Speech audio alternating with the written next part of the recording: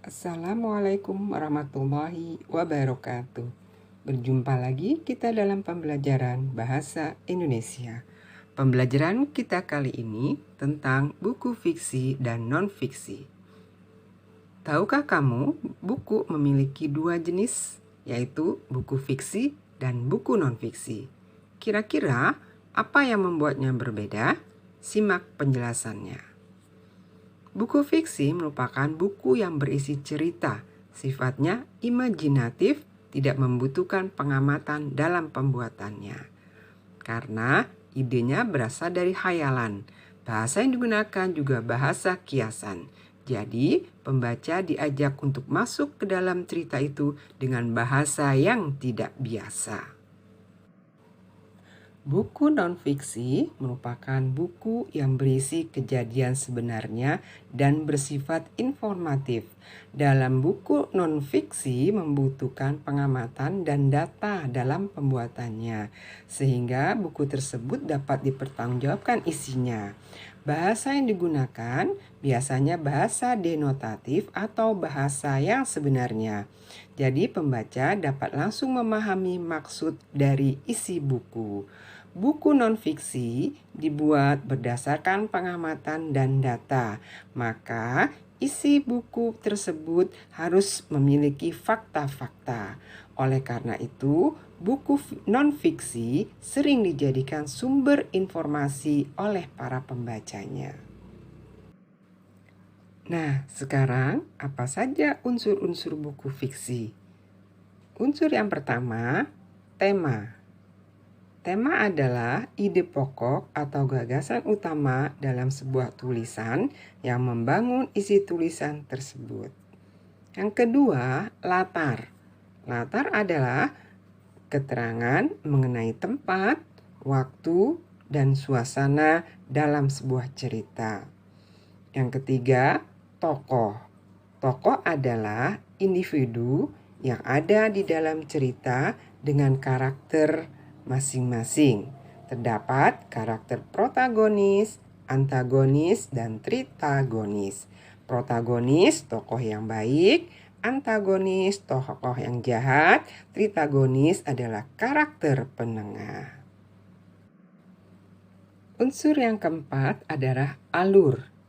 Alur adalah rangkaian kejadian atau peristiwa yang membentuk jalannya cerita. Di dalam alur terdapat konflik yang menggambarkan pertentangan setiap tokoh. Kemudian berikutnya adalah gaya bahasa. Gaya bahasa adalah cara penulis menyampaikan ceritanya. Biasanya terdapat majas-majas seperti majas perbandingan, sindiran, dan pertentangan. Unsur yang keenam adalah amanat.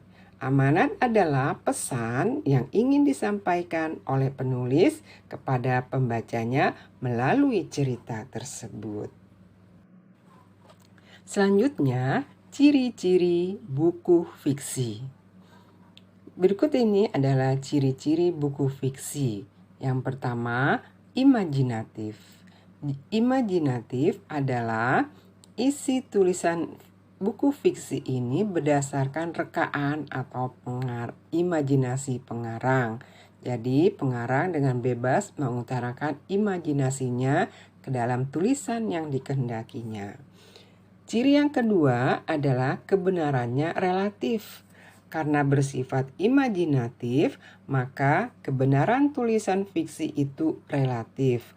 Maksudnya, belum tentu tulisan tersebut benar-benar terjadi, sebab itu hanya pikiran atau imajinasi dari penulisnya.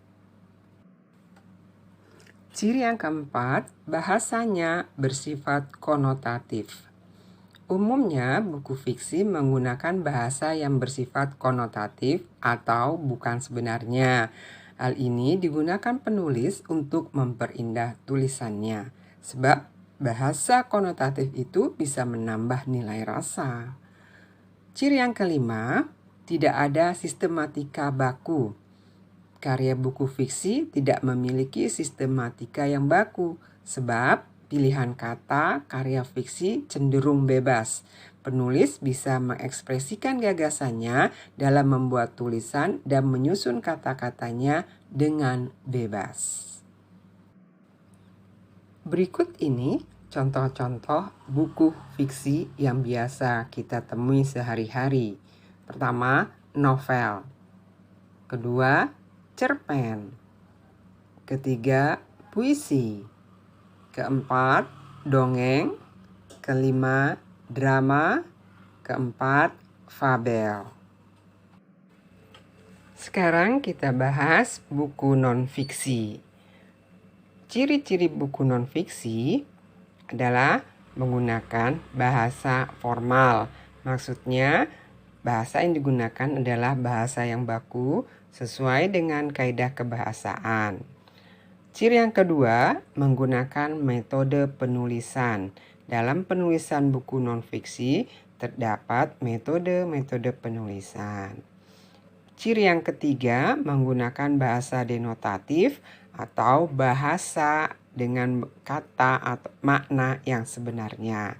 Ciri yang keempat, faktual. Artinya, isi buku harus berdasarkan fakta. Pasal tersebut harus dapat dipertanggungjawabkan. Ciri yang berikutnya adalah tulisan non-fiksi berbentuk tulisan ilmiah populer. Unsur-unsur buku non-fiksi. Pertama, cover buku. Kedua, rincian subbab. Ketiga, judul subbab. Yang keempat, isi buku. Yang kelima, cara penyajian isi buku. Berikutnya, bahasa yang digunakan.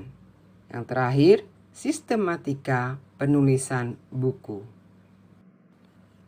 Contoh buku non-fiksi. Pertama, ensiklopedia. Kedua, esai. Ketiga, jurnal.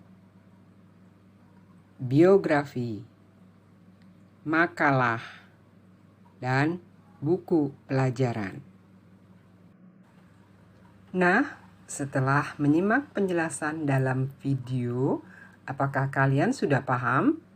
Jika belum, kalian bisa ulangi lagi menyimak video ini hingga benar-benar paham. Sampai jumpa pada video pembelajaran berikutnya. Terima kasih. Wassalamualaikum warahmatullahi wabarakatuh.